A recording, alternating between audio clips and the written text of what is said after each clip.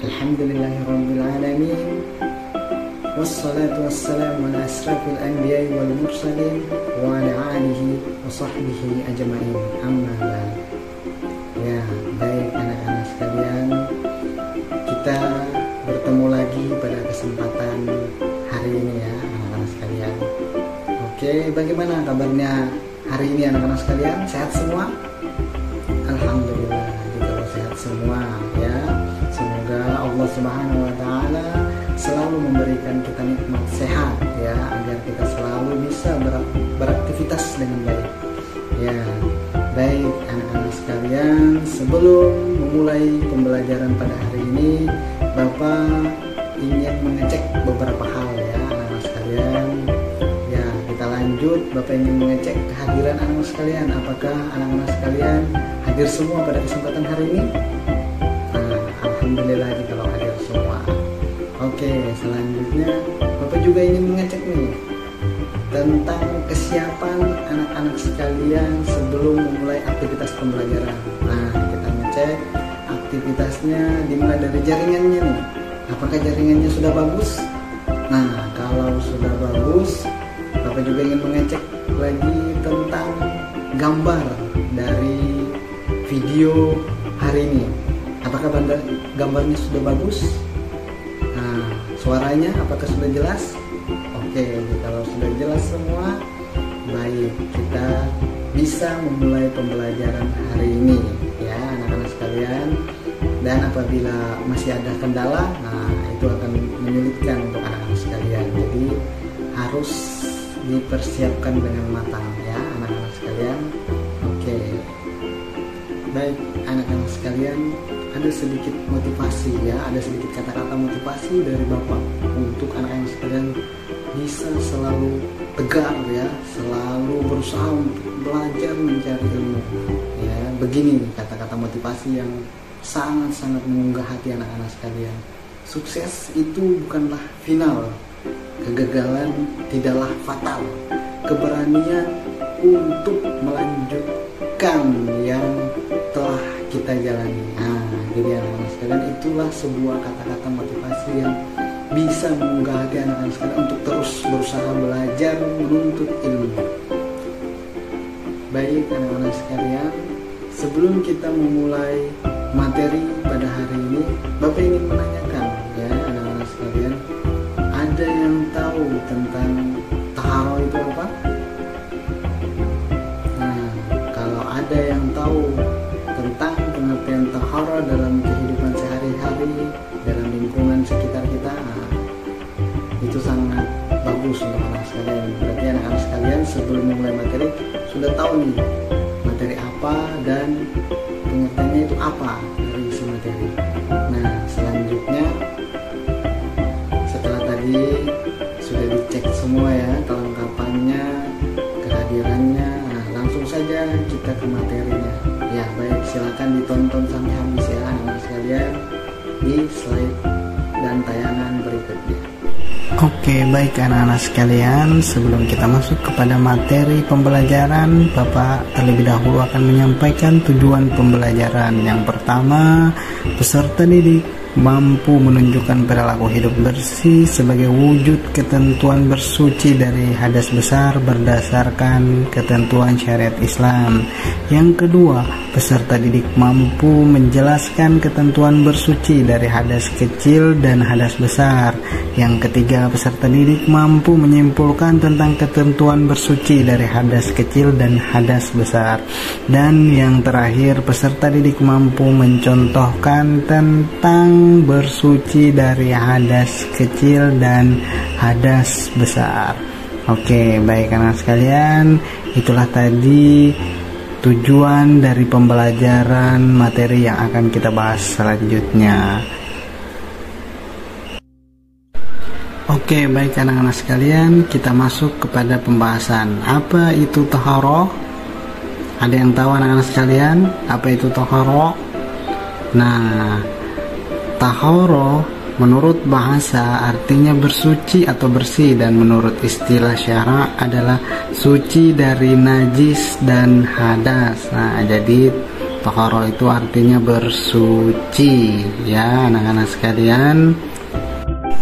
Oke, baik anak-anak sekalian, selanjutnya tohoro terbagi menjadi dua, yaitu tohoro dari najis dan yang kedua tohoro dari hadas. Selanjutnya kita akan masuk kepada materi macam-macam najis. Nah, secara bahasa najis adalah sesuatu yang menjijikkan, dan secara istilah najis adalah sesuatu yang haram, yaitu perkara yang berwujud cair. Nah, ini adalah pengertian dari najis itu sendiri. Jadi najis itu banyak macamnya anak-anak sekalian. Oke, selanjutnya ada 3 macam najis. Yang pertama najis mukhaffafah, yang kedua najis mutawassita, yang ketiga najis mughalladha. Nah, pada pembahasan ini kita juga membahas tentang 3 macam najis.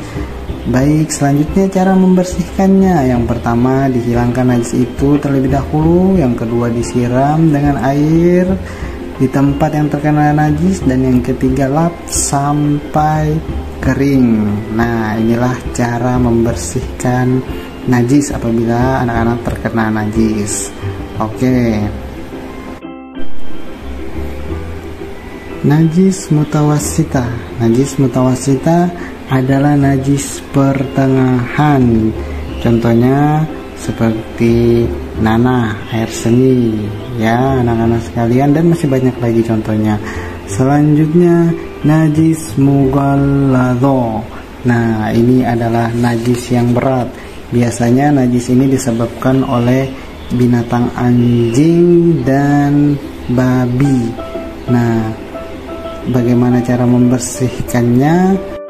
Cukup kita mencucinya dengan 7 kali dengan air dan dicampur dengan tanah.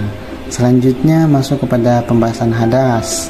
Nah, hadas adalah keadaan diri seseorang muslim yang dapat menyebabkan dirinya tidak suci dan tidak sah untuk mengerjakan sholat tawaf, menyentuh Al-Quran, dan membaca Al-Quran sekalipun.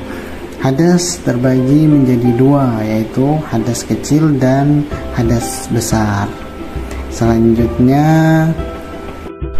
kita akan membahas cara-cara dalam bersuci. Yang pertama, tata cara mandi wajib. Nah, yang pertama kita lafalkan niat, terus menghilangkan najis apabila terdapat di badannya seperti bekas tetesan darah, membasahi seluruh tubuh mulai dari ujung rambut sampai ujung kaki. Selanjutnya dilafazkan niat, nawaitu ghusla li raf'il hadasil akbari fardhu lillahi ta'ala. Nah, itu adalah niat dari mandi wajib. Selanjutnya kita masuk kepada tata cara berwudu. Yang pertama, niat dalam hati. Kedua, disunnahkan mencuci kedua telapak tangan, berkumur-kumur, membersihkan lubang hidung, membasuh muka, membasuh kedua tangan sampai siku, mengusap kepala, disunnahkan membasuh telinga, membasuh kaki sampai mata kaki, dan tertib dilakukan secara berurutan dan setelahnya berdoa. Nah, adapun lafal niatnya, nawaitu wudu ali rafil hadasil asghari fardhu lillahi ta'ala. Nah, itulah tadi tata caranya. Selanjutnya adapun niat yang pertama, yaitu dilafazkan dengan nawaitu tayammuma li istibahatis sholati fardhu lillahi ta'ala. Nah, inilah tata cara bertayamum. Dan yang terakhir, hikmah dari tahara. Yang pertama, orang yang hidup bersih akan terhindar dari segala macam penyakit, karena kebanyakan sumber penyakit berasal dari hukuman dan kotoran. Yang kedua, Rasulullah SAW bersabda bahwa orang yang selalu menjaga wudhu akan bersinar wajahnya kelak saat dibangkitkan dari kubur. Yang ketiga, dapat dijadikan sarana untuk lebih mendekatkan diri kepada Allah Subhanahu wa taala. Yang keempat, Rasulullah Shallallahu Alaihi Wasallam menegaskan bahwa kebersihan itu sebagian dari iman, dan ada ungkapan bijak pula yang mengatakan kebersihan pangkal dari kesehatan, dan yang terakhir, kebersihan akan membuat kita menjalani hidup dengan lebih nyaman. Baik, anak-anak sekalian, itulah tadi serangkaian pembahasan tentang tohara atau bersuci. Baik, anak-anak sekalian, sudah jelaskah materi tentang bab tohara yang Bapak jelaskan hari ini? Oke, jika sudah selesai dan sudah jelas untuk anak-anak sekalian, marilah kita tutup pembelajaran hari ini dengan bacaan hamdalah, alhamdulillahirobbilalamin. Baik, anak-anak sekalian, jikalau ada kekurangan dari video pembelajaran yang Bapak berikan, mohon dimaafkan. Semoga bisa bermanfaat untuk anak-anak sekalian. Bapak akhiri, assalamualaikum warahmatullahi wabarakatuh.